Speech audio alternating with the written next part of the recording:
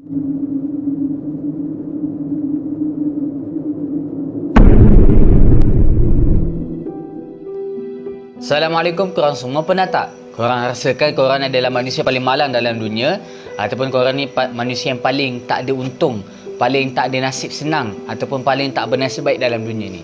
Sebenarnya dalam hidup ni ada seorang manusia yang mana hidup dia penuh dengan kesukaran. Siapa manusia tu? Manusia tu nama dia adalah Nabi Yusuf. Jom saya nak bawakan kepada anda kisah Nabi Yusuf ni. Mungkin berguna kepada anda semua. Jadi Nabi Yusuf ni masa kecil, Nabi Yusuf pernah bermimpi. Dan mimpi tu Allah rakamkan di dalam Al-Quran. A'udzubillahi minasyaitonirrajim. Idh qala Yusuf li abihi. Ketika Yusuf berkata kepada ayah dia, Inni ra'aitu ahada asyara kawkaba wasyamsa wal qamara ra'aituhum li sajidin. Nabi Yusuf berkata dekat ayah dia, sesungguhnya aku melihat 11 buah bintang dan juga bulan dan matahari tunduk kepada aku. Jadi bila bapa Nabi Yusuf mendengar berita tu, iaitu Nabi Yaqub, bila bapa dia dah dengar berita tu, jadi ayah dia bagi tahu dekat Nabi Yusuf, sesungguhnya engkau akan menjadi seorang nabi. Jadi bila ayah dia dah tahu petanda-petanda yang mana Nabi Yusuf akan jadi nabi, jadi Nabi Yusuf ni diutamakan lebih daripada abang-abang dia.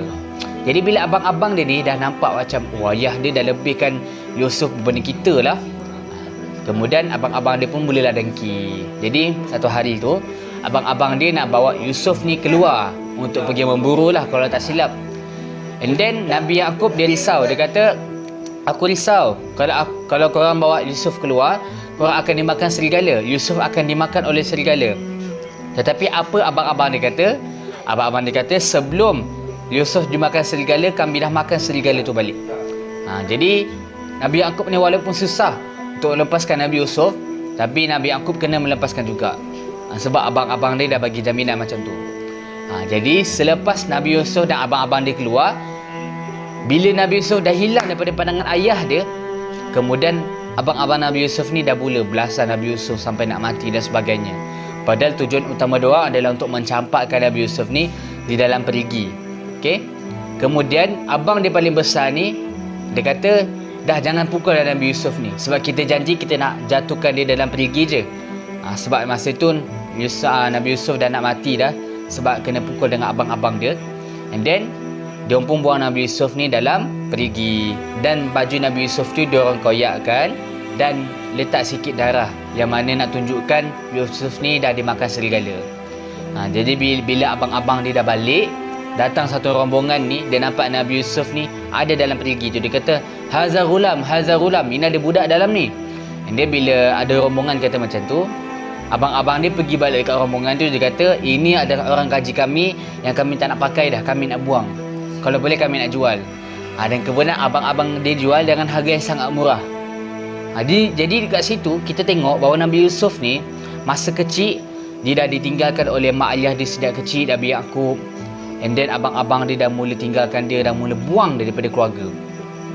Jadi sejak umur yang kecil, Nabi Yusuf dah berpisah dengan mak ayah dia dan juga abang-abang dia. Jadi Nabi Yusuf ni asal dia Nabi Yaqub tinggal dekat Palestin, dan kemudian Nabi Yusuf dibawa ke Mesir, tinggal dekat sana.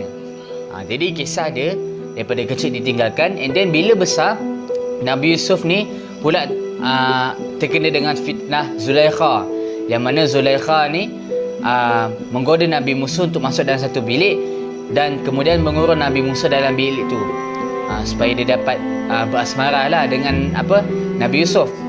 Jadi kemudian tu, dipendekkan cerita, Nabi Yusuf dimasukkan dalam penjara disebabkan fitnah yang dijatuhkan oleh Zulaikha tadilah. Jadi dah dia dah tinggalkan oleh mak ayah. Lepas tu dia masuk ke dalam penjara. Sebab Nabi Yusuf ni handsome, jadi ramailah wanita yang tergoda dengan dia. Jadi sebab tu banyaklah dia terkena fitnah macam tu.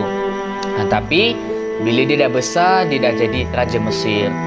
Jadi pada satu hari ni, abang-abang dia pula, masa tu Palestin dilanda kemarau. Jadi abang-abang dia ni nak pergi kat Mesir, nak minta bantuan untuk tukarkan makanan. Jadi bila abang-abang dia pergi dekat Mesir, masa tu Nabi Yusuf dah jadi Raja Mesir dah. Jadi bila abang-abang dia menghadap Raja Mesir, sebenarnya abang-abang dia tengah menghadap Nabi Yusuf yang merupakan adik diorang sendiri. Dia bila dia menghadap Nabi Yusuf kata, boleh nak tukarkan makanan. Tetapi kau akan ditinggalkan satu adik engkau yang nama Bunyamin, tinggal dengan aku. Kemudian masa tu Nabi Yusuf ni bijak. Masa tu diorang tak kenal lagi yang Raja Mesir ni adalah Nabi Yusuf. Jadi mereka katakanlah pasal Nabi Yusuf ni adik yang tak baik, itulah sebagainya. Nabi Yusuf dengar, tapi mereka tak perasan sebenarnya Raja Mesir itu adalah Nabi Yusuf.